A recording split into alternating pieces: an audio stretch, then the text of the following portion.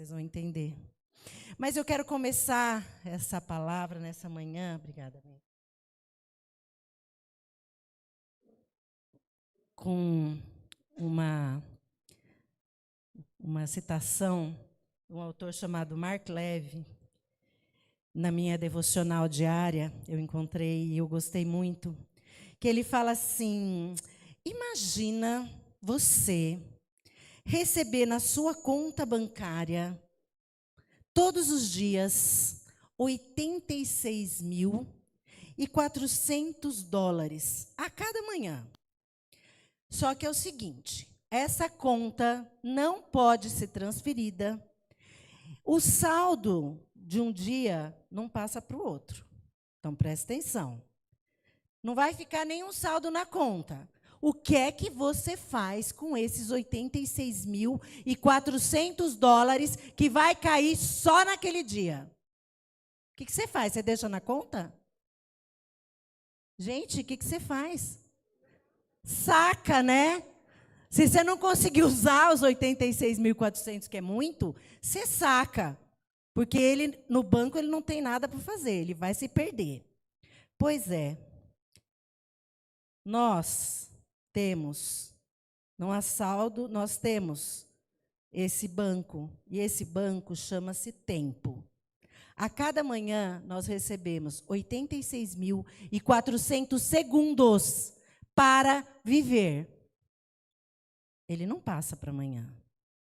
Olha, da hora que a gente chegou aqui, quantos segundos do nosso dia já foram? E aquilo que você fez, você fez.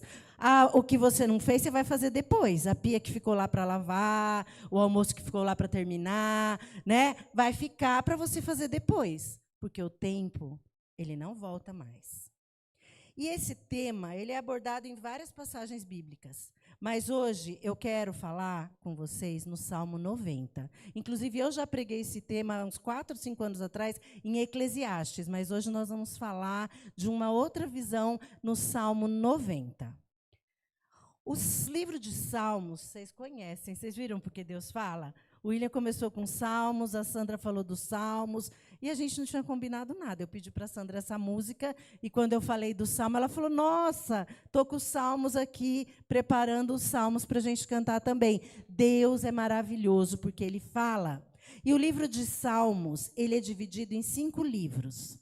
Porque vocês sabem que as divisões na Bíblia vieram muito tempo depois. Os Salmos foram compilados, ajuntados, muito tempo depois que eles foram escritos. E esse Salmo 90, ele faz parte do 4º livro. Aliás, ele abre o 4º livro. Ele é, do 90 ao 106, é o 4º livro no livro de Salmos. E é o único salmo efetivamente atribuído a quem? Quem sabe? Moisés. Isso aí. Moisés.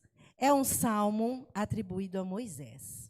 Quando falamos de Moisés, gente, a gente vê tanta coisa na nossa cabeça, né? Moisés na cestinha no Nilo, salvo pela filha do faraó. Moisés, que viveu como pastor de ovelhas junto com seu sogro Jetro. Moisés, o libertador. Moisés, o líder de Israel. Moisés e a tábua da lei. Mas nós vamos dividir aqui rapidamente, só para uma introdução, a vida de Moisés em 3 fases, de 40 em 40 anos. Tá? Eu estou seguindo a linha de vários autores que eu li, que eu ouvi, mas o pastor Hernandes ele faz uma aplicação muito interessante. Ele fala que os primeiros 40 anos de Moisés, no Egito, ele aprendeu a ser alguém. Nesses 40 anos, ele viveu na casa de Faraó, como filho da filha de Faraó. E ali, ele estudou. Gente, Moisés era um sábio. Moisés estudou nas melhores universidades. Moisés fez pós-doc. Moisés fez tudo que você puder imaginar. Então, quando ele escreve Gênesis, quando ele escreve o Pentateuco, ele sabia do que ele estava falando. Luz, sol, estrela, mar, ele sabia do que ele estava falando. Porque ele era um homem letrado, ele era um homem estudioso. Ali, na casa de Faraó, ele aprendeu a ser alguém, estudando, enchendo seu intelecto. Ele estudou tudo o que havia de melhor no mundo daquela época, porque o Egito era o máximo. Ele foi salvo através de um plano, né, da sua mãe, guiado por Deus, providência divina. Só que aí, né, vocês já sabem, Moisés foi lá, viu que o povo estava sofrendo, matou o egípcio e fugiu. Quando ele fugiu, ele passou a sua segunda fase, 40 anos no deserto de Midian, onde ele conhece Jetro, sua família, e ele se torna um pastor de ovelhas. Pensa, um homem universitário letrado, ele não sabia, e ele foi aprender um novo ofício. E aí, o Hernandes fala que ele, nessa fase, Moisés aprendendo a ser ninguém. Porque tudo aquilo que ele tinha de sabedoria não servia para nada. E aí, ali, naquele deserto, Deus o chama através da sarça ardente. E aí, toda a história, você já sabe, o Edmilson, inclusive, semana passada, no Hebreus 4, ele retomou algumas coisas dessa história, do descanso em Deus. E aí, Moisés volta para o Egito e obedece a Deus. E vai entrar a sua fase, onde ele vai trazer a libertação para o povo, onde vem as 10 pragas, e aí o povo é liberto, o Mar Vermelho é aberto, e aí eles vão para o deserto, mas não era para ficar no deserto, né? Eles vão para a Terra Prometida. Era para ser rápido e era para ser perto. Nesses 40 anos, Moisés aprendeu que Deus é tudo. Então, Moisés, ele teve 40, 40, 40. Ele morreu com aproximadamente 120 anos. Aprendendo a ser alguém nos 40 primeiros, aprendendo a ser ninguém nos 40 seguintes e aprendendo que Deus é tudo. Sumiu. Apareceu. Nos últimos anos da sua vida. Então, em cada fase, Moisés foi tratado por Deus e foi usado por Deus. Em cada fase, Moisés se tornou um homem que foi crescendo, que foi aprendendo, que foi sofrendo. E aí, no Salmo 90, nós vamos ver esse lado de Moisés, poeta. Ele escreveu o Pentateuco, então ele era um escritor, um homem letrado. E dentro do livro de Êxodo, de Números, aparecem vários poemas escritos por Moisés. E esse salmo é uma oração. Ele é considerado um poema e uma oração. E ele traz vários temas contrastantes sobre Deus eterno e a finitude humana, sobre a vida e a morte, sobre a fragilidade e a brevidade do homem. E no centro ele traz uma oração, do versículo 12 ao versículo 17. Alguns autores dizem que esse versículo 12 é a alma do salmo, é o cerne do salmo.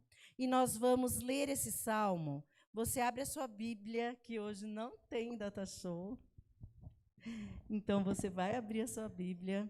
Eu vou ler, não sou eu que vou ler. Nós vamos ter uma participação aqui nessa leitura. Na versão NVI. Atualizada. Almeida atualizada, que é que eu estou aqui. Mas você pode ler na que você tiver a acompanhar, não tem problema. Senhor, Tu tens sido nosso refúgio de geração em geração. Antes que os montes nascessem, se formasse a terra e o mundo, de eternidade a eternidade, Tu és Deus. Tu reduzes o homem ao pó e dizes, tornai filhos dos homens, pois 1000 anos aos Teus olhos são como o dia de ontem que se foi. E como a vigília da noite, Tu os arrastas no torrente, são como um sono, como a relva que floresce de madrugada. De madrugada viceja e floresce, e à tarde murcha e seca. Pois somos consumidos pela tua ira, e pelo teu furor conturbados. Diante de ti puseste as nossas iniquidades, e sobre a luz do teu rosto os nossos pecados ocultos. Pois todos os nossos dias se passam na tua ira. Acabam-se os nossos anos como um breve pensamento. Os dias da nossa vida sobem a 70 anos, ou em havendo vigor, a 80. E nesse caso, o melhor deles é canseiro e enfado, porque tudo passa rapidamente, e nós voamos. Quem conhece o poder da tua ira, e a tua cólera segundo o temor que te é devido?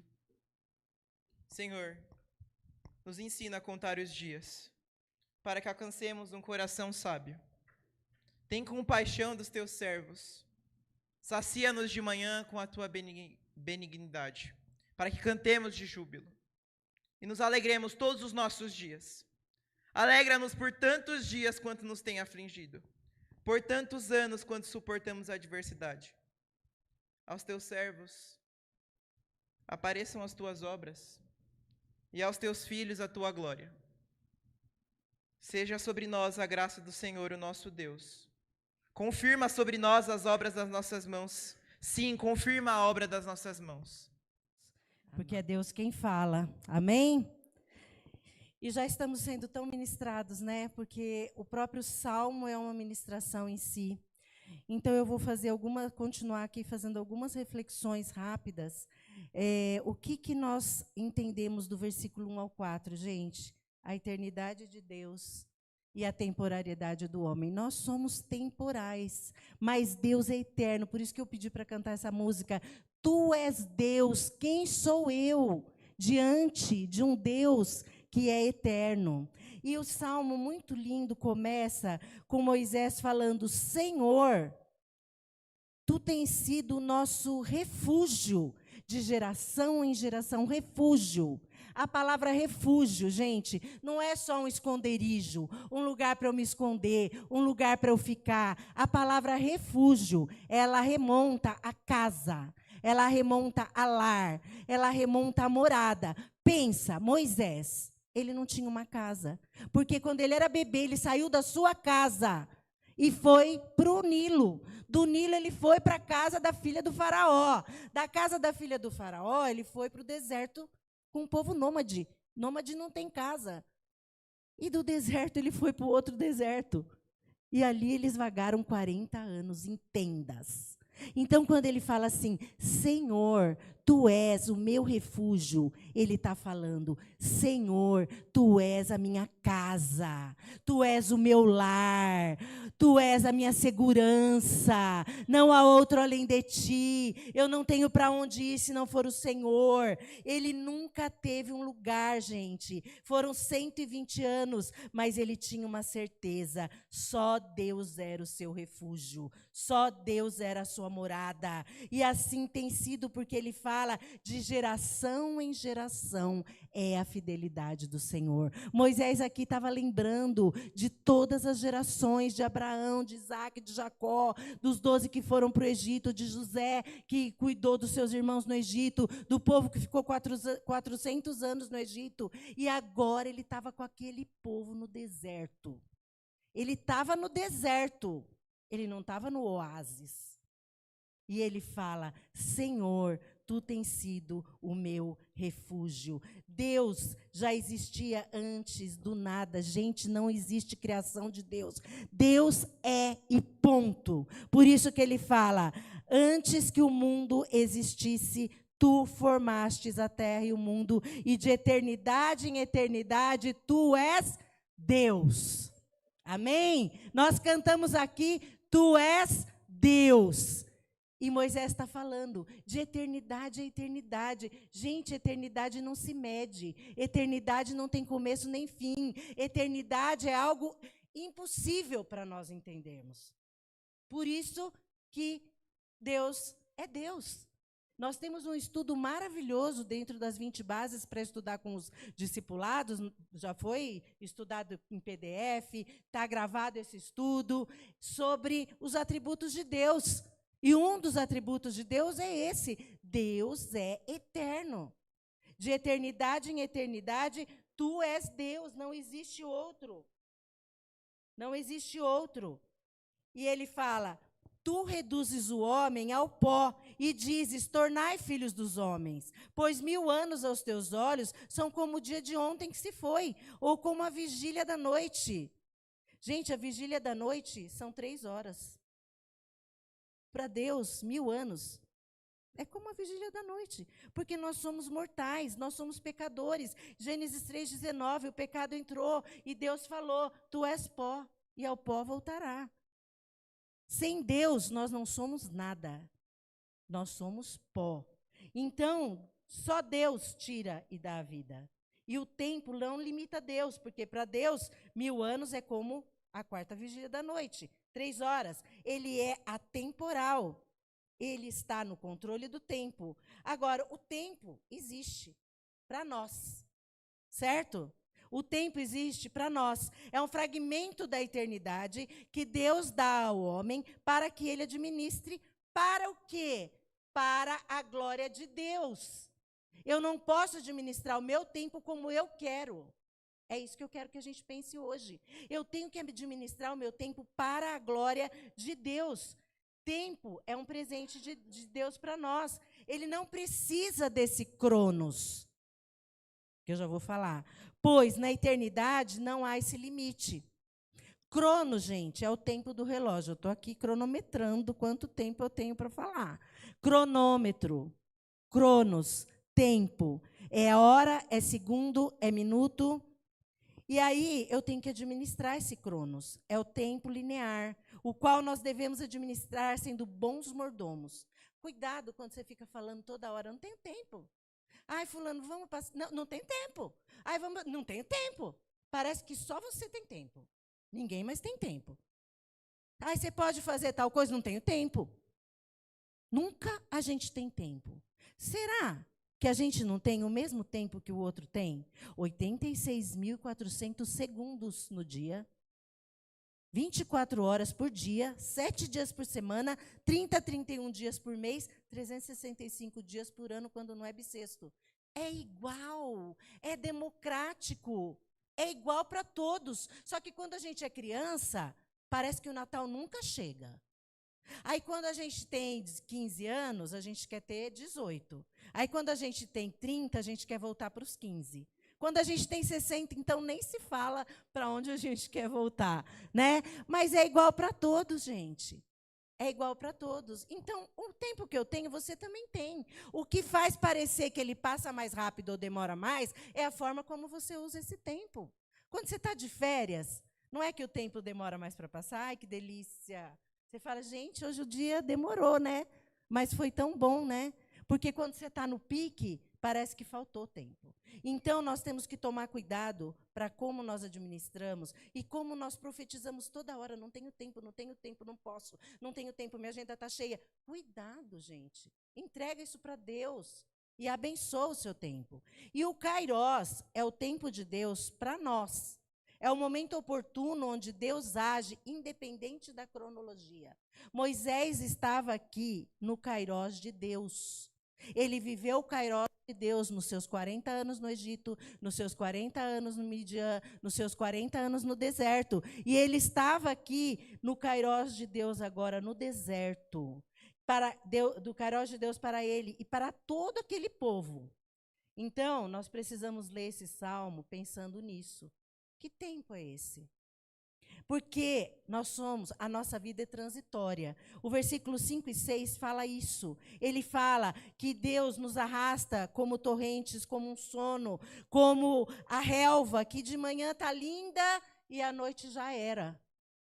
O nosso dia, a nossa vida, ela é muito rápida e muito passageira. Então, não tem como eu dizer essa ideia, né? Somos como a relva, frágil, rápido, pensamento, contrastando com a eternidade de Deus, porque nós somos mortais, nós somos limitados e nós somos peregrinos. Por isso, nós temos que pensar muito bem o que é que nós estamos fazendo da nossa vida. E o versículo 7 e 8, ele vai falar sobre a pecaminosidade do homem. Não tem como esconder a minha vida de Deus. Posso esconder dos olhos humanos, mas jamais de Deus. O homem é vulnerável, frágil, breve e pecador. O pecado traz todos nós para debaixo da ira de Deus. Mas você sabe da boa notícia. A boa notícia é Jesus. Amém? Em Jesus, esse quadro muda. Nós estamos falando aqui de um quadro de um Moisés que não estava ali, né, pensando nisso, mas nós temos Jesus, que nos livra do pecado e que nos dá um novo para a nossa vida. Porque nós somos vulneráveis. O 9, o 10 e o 11 fala que nós somos vulneráveis. E aí, nossa vida não se desenrola, gente, dentro de uma estufa.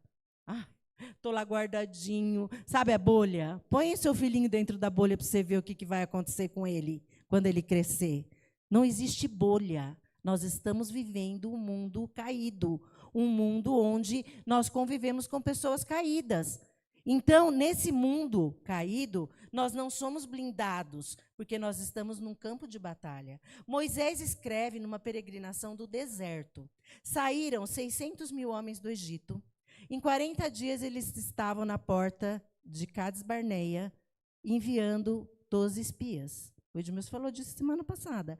Os espias foram lá, voltaram, só 2 voltaram com boas notícias. Os outros voltaram só trazendo desgraça.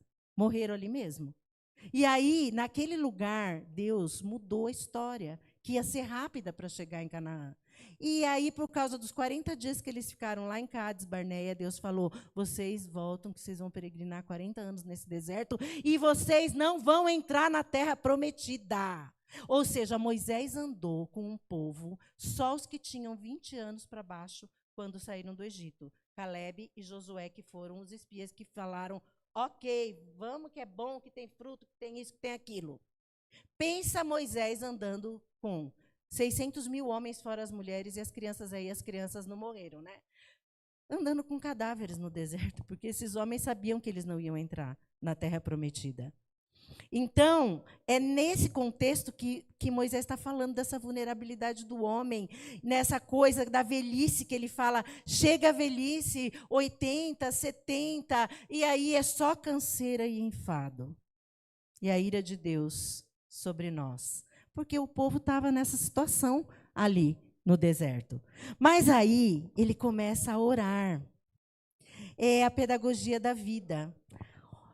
Você é ensinável? Vou pedir que os meus auxiliares já venham aqui. Eu tenho uma equipe hoje de apoio, gente, nessa pregação. Todos que eu chamei para fazer esse meu apoio aqui agora. Você é ensinável? É? Você sabe o que é ser ensinável? Então, Moisés faz essa oração aqui. E nós vamos... Ivanito, você fica do lado da minha sogra aqui. Está faltando a Tati. Cadê a Tati? Está descendo. Vamos por ordem cronológica aqui. Nós vamos ler o versículo 12 do Salmo, tá? Nós vamos fazer uma leitura aqui, começando pela Dona Gênesis, na mesma versão.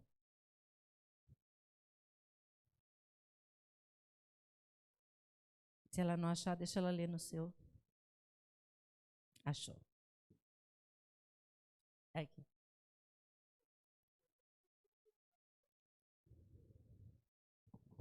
Lê nesse. Eu tenho 89 anos. Ensina-nos a contar os nossos dias para que alcancemos coração sábio. Eu tenho 61 anos. Faze-nos que saibamos como são poucos os dias de nossa vida, para que tenhamos um coração sábio. Tenho 41 anos. Ensina-nos a contar os nossos dias, para que alcancemos coração sábio. Eu tenho 20 anos. Ensina-nos a contar os nossos dias, para que alcancemos coração sábio. Eu tenho 15 anos. Ensina-nos a contar os nossos dias para que alcancemos coração sábio. Amém. Obrigada, gente. Obrigada, queridos. Vocês entenderam?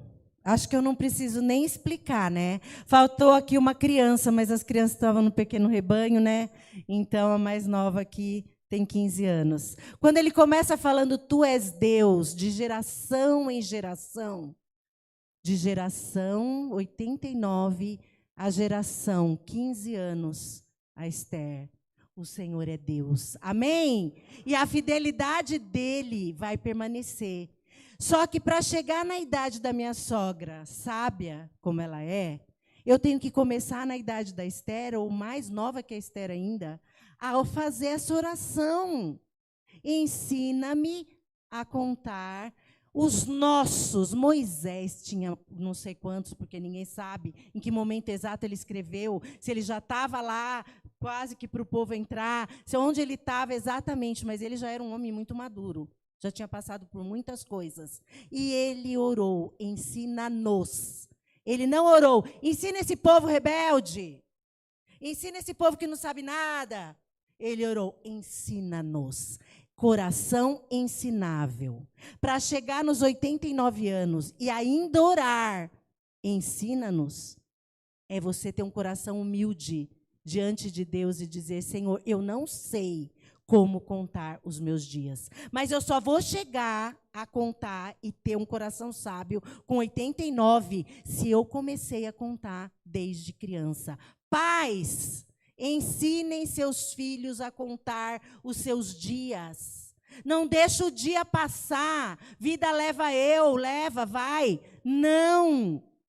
Cria momentos, cria memória, cria propósito.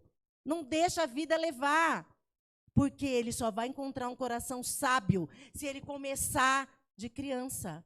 Lá em Eclesiastes fala, lembra-te do teu Criador nos dias da tua mocidade, para que não chegue os dias maus e você pense, meu Deus, para onde eu vou? Está lá em Eclesiastes. Eu não anotei aqui, mas depois eu falo, se vocês quiserem.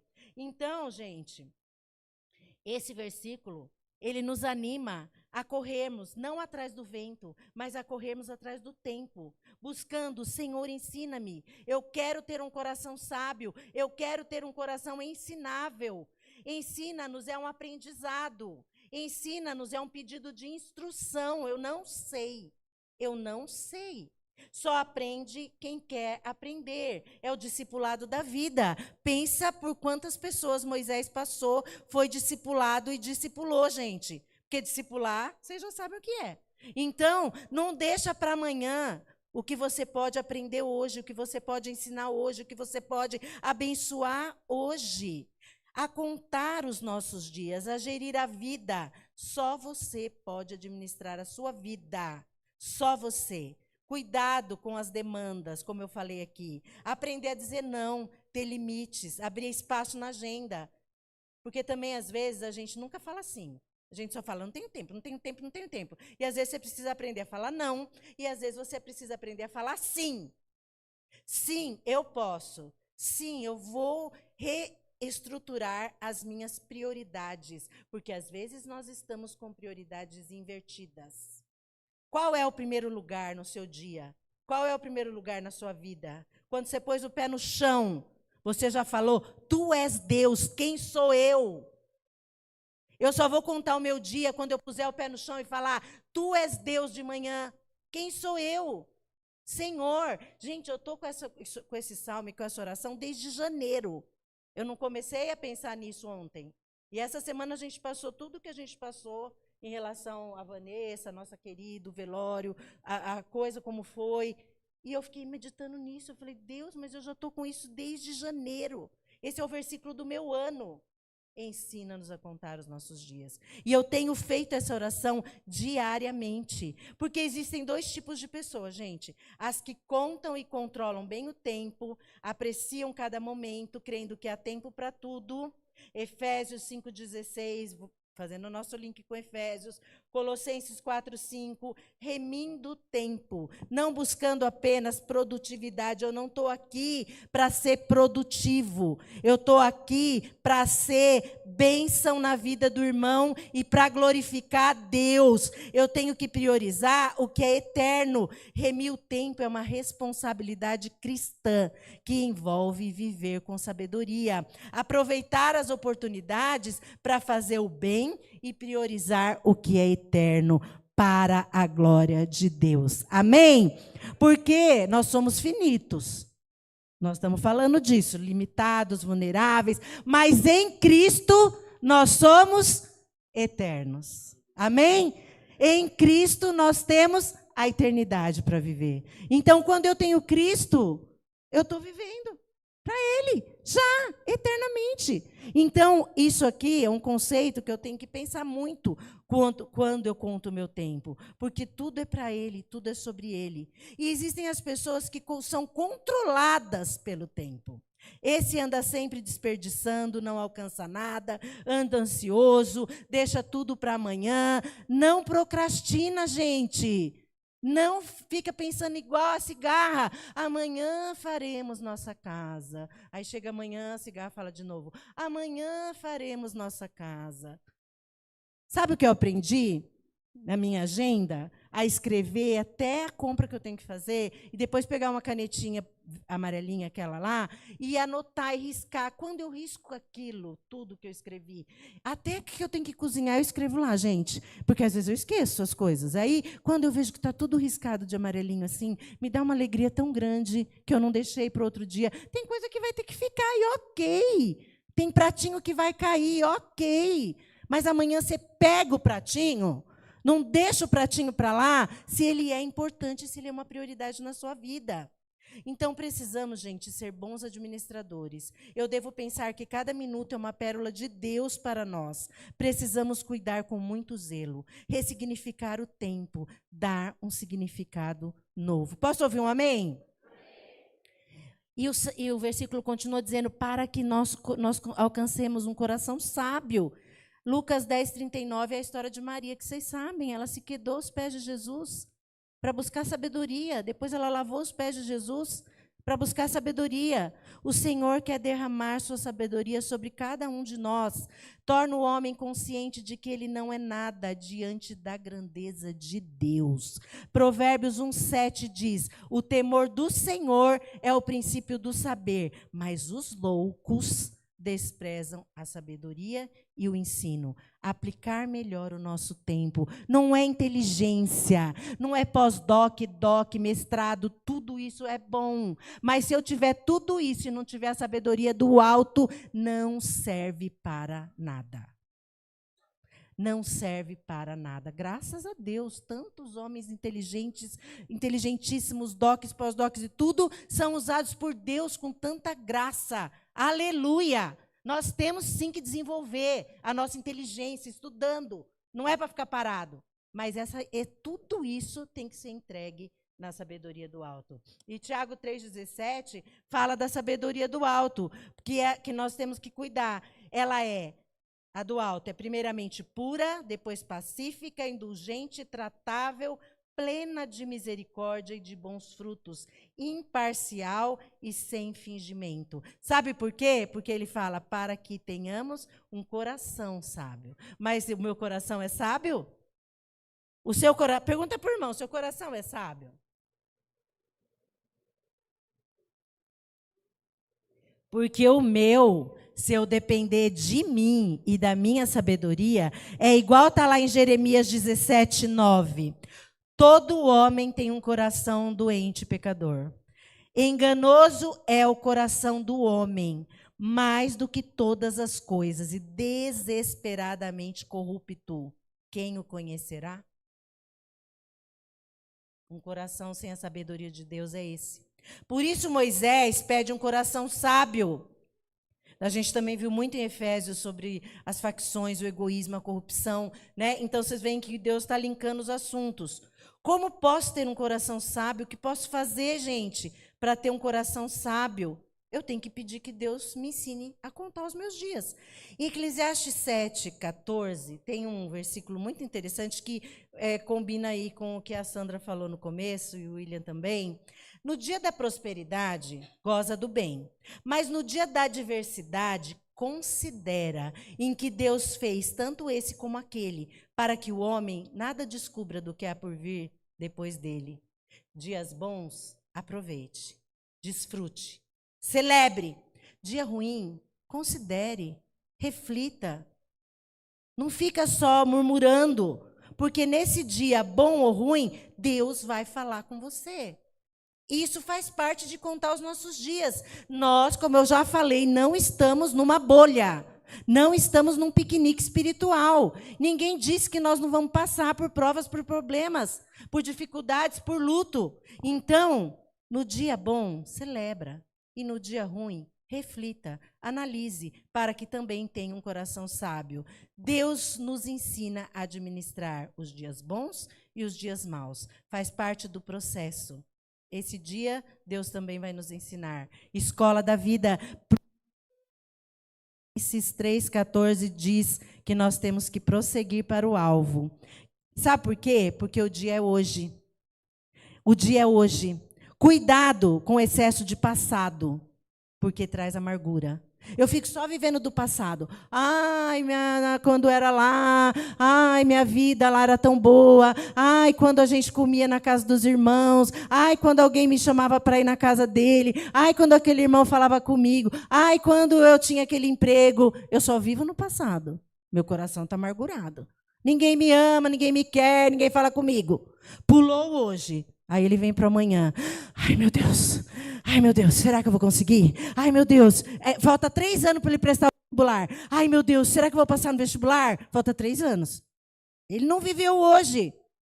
Falta 3 anos para acontecer alguma outra coisa na sua vida. E você já está ansioso. Meu, você está aqui no futuro. O presente está aqui, o passado está aqui. Volta para o presente. Amém? Viva o presente. Se está sendo bom ou se está sendo difícil, o Senhor é com você. Amém? Cutuca o irmão e fala, irmão, o Senhor é com você. E você não está sozinho. Moisés escreveu isso com uma comunidade no deserto. Independente de quem ficou e de quem entrou, ele disse, ensina-nos. Ele não está falando para ele está falando para uma igreja.